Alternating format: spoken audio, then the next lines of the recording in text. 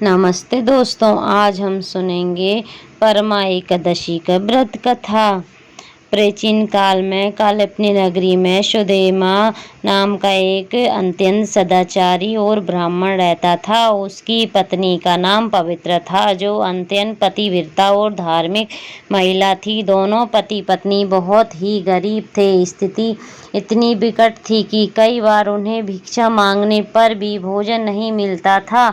उन्हें भूखा ही सोना पड़ता था। इतनी दरिद्रता के बावजूद सुमेधा और पवित्रता के मन में ईश्वर की प्राप्ति अगाध श्रद्धा भी वे घर आए किसी भी अतिथि का अपमान नहीं करते थे और अपने हिस्से का भोजन भी अतिथि को खिला देते थे। एक दिन दरिद्रता से दुखी होकर सुमेधा ने अपनी पत्नी से कहा, हे प्रिय, धन के अभाव में हम ना तो कोई यज्ञ कर पा रहे हैं और ना ही ठीक से गृहस्थी चला पा रहे हैं। मैं धन कमाने के लिए परदेश जाना चाहता हूँ।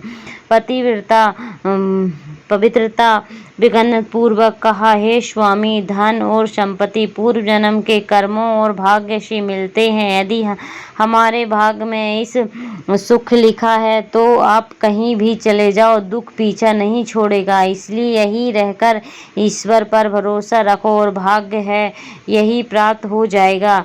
सुमेधा ने पत्नी की बात मान ली और परदेश जाने का विचार त्याग दिया। कुछ समय बाद उनके घर पर महर्षि कौंडिन्य पधारे।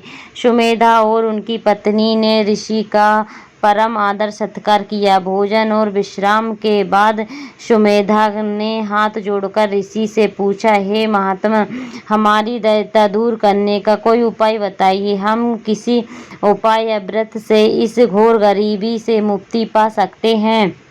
महर्षि कौंडिन्य ने दयापूर्वक कहा, तुम दोनों पुरुषोत्तम मास की अधिक मास की कृष्ण पक्ष की परमा एकादशी का व्रत करो। यह एकादशी धन धान्य संपत्ति और पापों का नाश करने वाली है। इस व्रत को करने से कुबेर जी को धन पत्ती का स्थान मिला था और राजा हरिश्चंद्र को उनका खोया हुआ राज वापस मिला था। ऋषि ने उन्हें व्रत की विधि बताई कि इस दिन निहार रहकर भगवान विष्णु पुरुषोत्तम मास की पूजा अर्चना करनी चाहिए।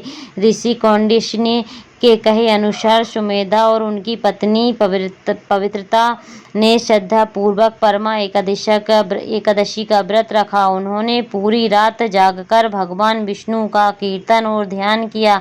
अगले दिन सुबह व्रत के पारण के बाद उनके घर में अचानक एक दिव्य राजकुमार आया। उस राजकुमार ने सुमेधा की भक्ति और सदाचार से प्रसन्न होकर उन्हें रहने के लिए एक आलीशान महल दिया, आजीविका के लिए एक सुंदर गांव दान में दिया और ढेर सारा धन धान्य प्रदान किया।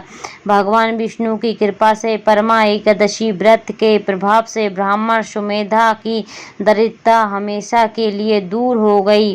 वे दोनों सुख पूर्वक रहने लगे और अंत में विष्णु लोक को प्राप्त हुए। जो व्यक्ति परमा एकादशी का व्रत पूरी श्रद्धा और नियम से रखता है, उसके जीवन में दरिद्रता, सुख और कष्टों का नाश होता है। उसे इस लोक से भौतिक सुख और परलोक से मुक्ति मोक्ष की प्राप्ति होती है। बोलिए परमा एकादशी की जय। भगवान विष्णु लक्ष्मी की जय। लक्ष्मी नारायण की जय।